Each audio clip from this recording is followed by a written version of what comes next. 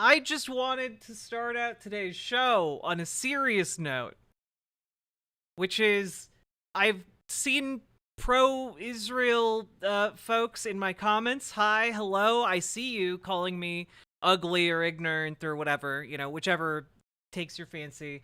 But I noticed one of you, not just one of you, like several of you were talking about water issues in the Gaza Strip being due to frankly, the Hamas group dismantling the water infrastructure that was donated by the international community to build rockets. And I just want to throw out this Amnesty International article from 2017. The occupation of water. The legacy of Israel's 50-year occupation of the Palestinian territories has been systematic human rights violations on a mass scale. One of its most devastating consequences is the impact of Israel's discriminatory policies on Palestinians' access to adequate supplies of clean and safe water. Soon after Israel occupied the West Bank, including East Jerusalem and the Gaza Strip, in June 1967, the Israeli military authorities consolidated complete power over all water sources and water-related infrastructure in the occupied Palestinian territories. 50 years on, Israel continues to control and restrict Palestinian access to water in the occupied Palestinian territories to a level which neither meets their needs nor constitutes a fair distribution of shared water resources. In November 1967, the Israeli authorities issued Military Order 158, which stated that Palestinians could not construct any new water installation without first obtaining a permit from the Israeli army. Since then, the extraction of water from any new source or the development of any new water infrastructure would require permits from Israel, which are near impossible to obtain. Palestinians living under Israel's military occupation continue to suffer the devastating consequences of this order until today. They are unable to drill new water wells, install pumps, or deepen existing wells, in addition to being denied access to the Jordan River and freshwater springs. Israel even controls the collection of rainwater through most of the West Bank, and rainwater harvesting cisterns owned by Palestinian communities are often destroyed by the Israeli army. As a result, some 180 Palestinian communities in rural areas in the occupied West Bank have no access to running water, according to OCHA. Even in towns and villages which are connected to the water network, the taps run dry. While restricting Palestinian access to water, Israel has effectively developed its own water infrastructure and water network in the West Bank for the use of its own citizens in Israel and in the settlements that are illegal under international law. The Israeli state-owned water company Mekarot has systematically sunk wells and tapped springs in the occupied West Bank to supply its populations, including those living in illegal settlements, with water for domestic, agricultural, and industrial purposes.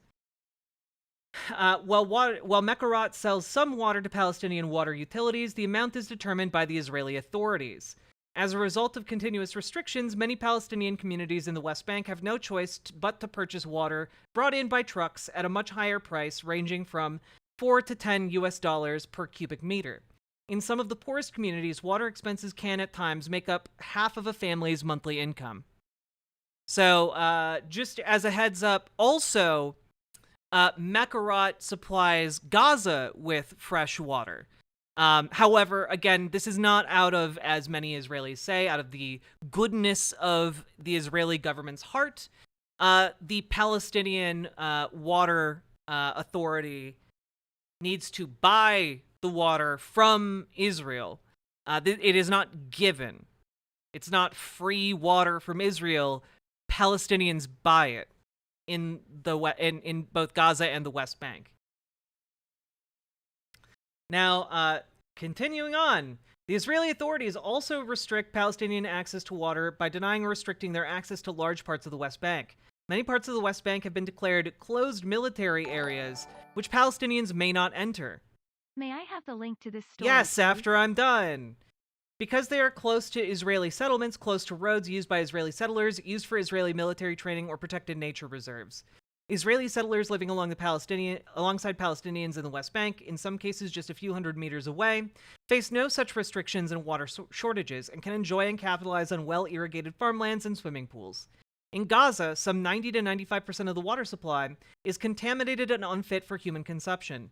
Israel does not allow water to be transferred from the West Bank to Gaza, and Gaza's only fresh water resource, the coastal aquifer, is insufficient for the needs of the population and is being increasingly depleted by over-extraction and contamination by sewage and seawater infiltration.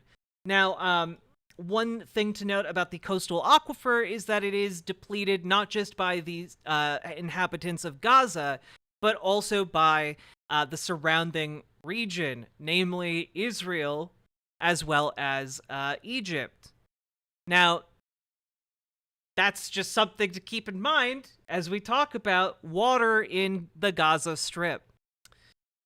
The resulting disparity in access to water between Israelis and Palestinians is truly staggering. Water consumption by Israelis is at least 4 times that of Palestinians living in the occupied territories.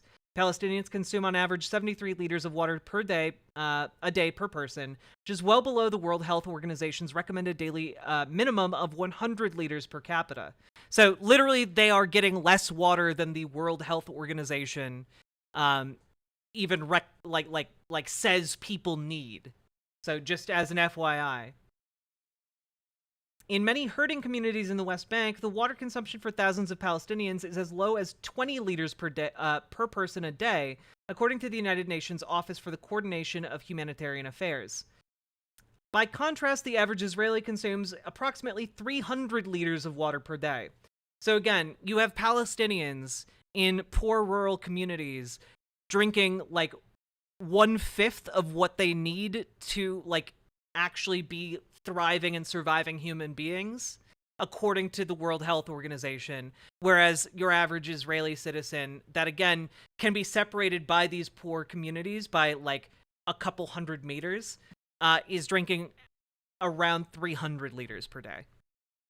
3 times what the World Health Organization says a person needs to live a healthy life.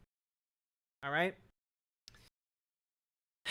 50 years on, it is time for the Israeli authorities to put an end to policies and practices which discriminate against Palestinians in the occupied territories and to address their disparate need for water security. The Israeli authorities must lift the restrictions currently in place, which deny millions of Palestinians access to sufficient water to meet their personal and domestic needs, as well as to enjoy their rights to water, food, health, work, and adequate standard of living.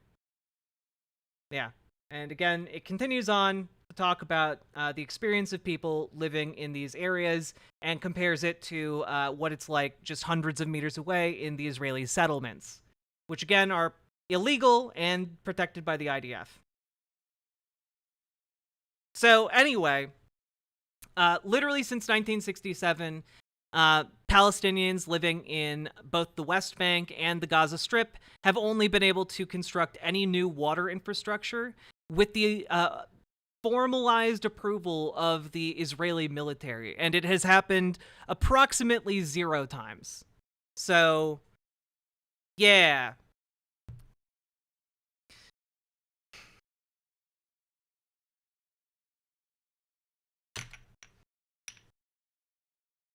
Anyway, that's to people in the comments. Much love.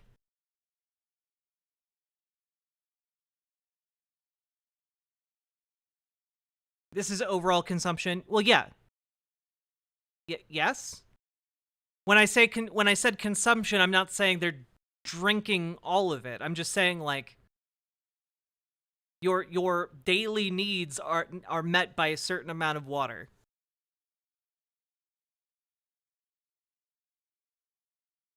I'm furious. You literally said drinking.